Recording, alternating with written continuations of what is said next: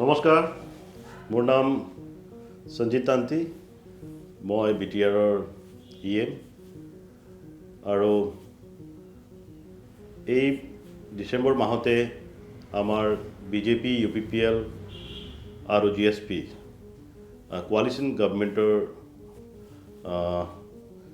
দ্বিতীয় বৰ্ষ সম্পন্ন হ'বলৈ গৈ আছে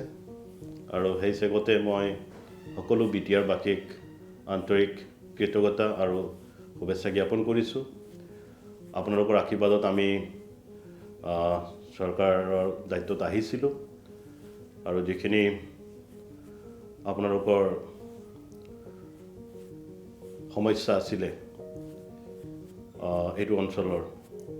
সেইখিনি আমি সমাধানৰ ক্ষেত্ৰত যৎপৰোনাস্তি চেষ্টা কৰি আহি আছোঁ।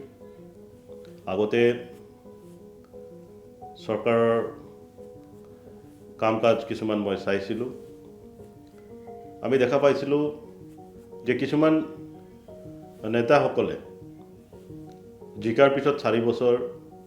এওঁলোকে জনসাধাৰণৰ লগত কোনো সংযোগ নৰখাকৈ থাকি আছিলে। এতিয়া কিন্তু সেইটোৱে চবতকৈ ডাঙৰ পৰিৱৰ্তন যে আমি 24 আৱাৰ্ছ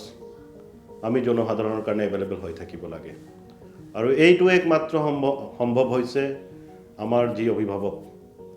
আমাৰ PTC প্ৰধান শ্ৰীযুত প্ৰমোদ বড়ো ডাঙৰীয়া, আমাৰ অসমৰ মাননীয় মুখ্যমন্ত্ৰী ডক্টৰ হিমন্ত বিশ্ব শৰ্মা ডাঙৰীয়া, তেখেতসকলৰ নেতৃত্বত এইটো সম্পন্ন হ'বলৈ পাইছে আৰু আমাক তেখেতসকলৰ ফালৰ পৰাই আমি এইটো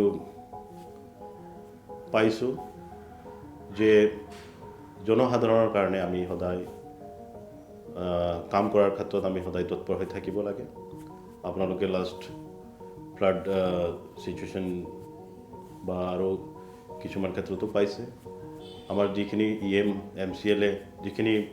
কাৰ্যকৰ্তা সকলোৱে নামি পৰিছিলে জনসাধাৰণক সহায় কৰিবৰ কাৰণে। BTCত মোক সৰ্বমুঠ 4টা ডিপাৰ্টমেণ্ট দিয়া হৈছে: labour welfare, science and technology, economic and statistics আৰু ৱেলফেয়াৰ অফ 3 ট্ৰাইবছ। গতিকে লেবাৰ ৱেলফেয়াৰৰ ক্ষেত্ৰত যোৱা BTC গঠনৰ পিছৰ পৰা যিখিনি লেবাৰ ৰেজিষ্ট্ৰেশ্যন হোৱা নাছিলে, যোৱা বিগত আমি 2 বছৰতে সিমানখিনি লেবাৰ আমি ৰেজিষ্ট্ৰেশ্যন কৰি দিলোঁ আৰু শ্ৰমো আমি ইতিমধ্যে আৰম্ভ কৰি দিলোঁ। গতিকে যি বেনিফিট ৰেজিষ্ট্ৰেশ্যনৰ ফলত যিখিনি বেনিফিট লেবাৰে পাব লাগে সেইখিনি বেনিফিট তেখেতসকলে পাব। আৰু এটা কথা যে আমাৰ ছায়েন্স এণ্ড টেকন'লজি ক্ষেত্ৰত BTR অঞ্চলত একেবাৰে গুৰুত্ব প্ৰদান কৰা হোৱা নাছিলে। গতিকে আমি এইবাৰ মই নিজেই শ্ৰীযুত প্ৰমোদ বড়ো ডাঙৰীয়াৰ নিৰ্দেশ মৰ্মে মই নিজে দিল্লীলৈ গৈছিলোঁ, আমাৰ BTRৰ সমস্যাখিনি তাতে উত্থাপন কৰিছিলোঁ আৰু তাৰ পৰাও আমি এটা পুঁজি BTRত আনিবলৈ সক্ষম হ'লোঁ। ইতিমধ্যে আমি বিভিন্ন ছায়েন্স কলেজত সেইখিনি ধন বা সেইখিনি এমাউণ্ট আমি দিবলৈ সক্ষম হৈছোঁ। গতিকে আগন্তুক দিনত আমি আৰু এইবোৰ ডিপাৰ্টমেণ্টত কাম কৰি যাম। আমি বিভিন্ন আঁচনি আমি ৱেলফেয়াৰ অফ 3 ট্ৰাইবছৰ ক্ষেত্ৰতো লৈছোঁ, এইটো ক্ষেত্ৰতো আলোচনা হৈছে। মই ইলেকশ্যনৰ আগত যিখিনি আমাৰ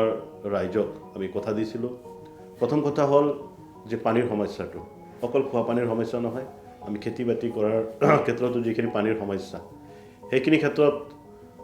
মই এক্সিকিউটিভ মিটিঙত যিখিনি কথা ৰাখিছিলোঁ সঁহাৰিও পাইছিলোঁ। চিফ ছাৰে খুব ভাল এটা ৰেছপন্স দিছিলে আৰু উইদিন দিছ উইক তেখেতে মোৰ লগত জালিমুখ যোৱাৰ য'ত নেকি পানীৰ এটা স্ৰোত আছে, ভূটানৰ পৰা যি পানী আহে 12 মাহে, সেই পানীটো আমি কেনেকৈ নিজৰ অঞ্চলত নমাই আনিব পাৰোঁ আৰু যি খেতিয়কৰ সমস্যা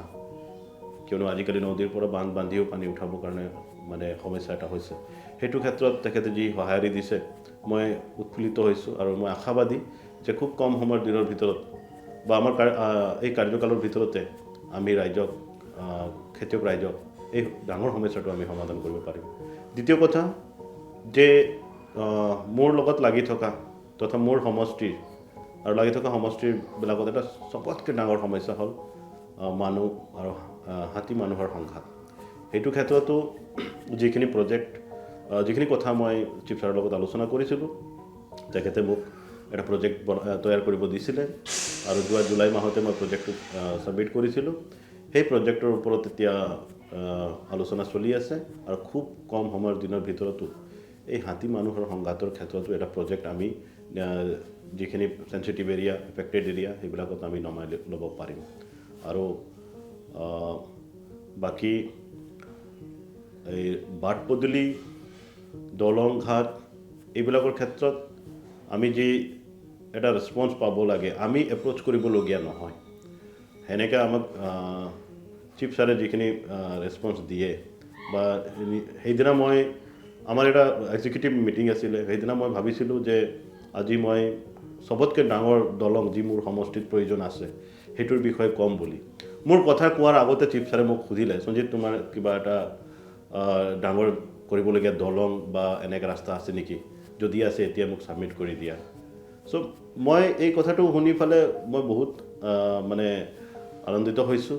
যে মই কোৱাৰ আগতে তেখেতে সমস্যাটো বুজি পালে আৰু সেইধৰণে মোক সুধিলে মই লগে লগে প্ৰজেক্ট এটা আছিলে মোৰ তাত সেইখিনি মই চিফ ছাৰক ছাবমিট কৰি দিলোঁ তেখেতে লগে লগে এইটো লিষ্টত ভৰাই দিলে আৰু এইটো যোনটো মোৰ সমষ্টিৰ কানেক্টিভিটি মেইন কানেক্টিভিটি মোৰ সমষ্টিত দুটা পাৰ্ট হৈ যায় ভেৰগাঁও এণ্ড ওদালগুৰি গতিকে কানেক্ট কৰে ননাই কলচি নদীটো এটা আছে সেই কলচি নদীৰ ব্ৰিজত মানে নদীত আমি খুব কম সময়ৰ দিনৰ ভিতৰতে আমি ব্ৰিজ দেখা পাম এইটো কাৰণে আমি বহুত উৎফুল্লিত হৈছোঁ ৰাইজেও ইতিমধ্যে গম পাইছে আৰু মানে যিখিনি আমি বিচাৰিছিলোঁ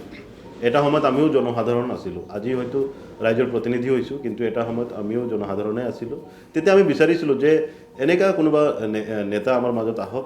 যি নেতাই জনসাধাৰণৰ লগত থাকি অকল মানে এক বছৰ বা ইলেকশ্যনৰ আগত নহয় গোটেই কাৰ্যকালে জনসাধাৰণৰ মাজত থাকি জনসাধাৰণৰ দুখ সমস্যা বুজি পেলাই কাম কৰক সেনেকৈ বিচাৰিছিলোঁ আৰু আজি আমি যিহেতু পাব্লিক ৰিপ্ৰেজেণ্টেটিভ আমি জনপ্ৰতিনিধি আৰু আমি তেনেকৈ এটা পৰিৱেশ পাইছোঁ কাম কৰিবৰ কাৰণে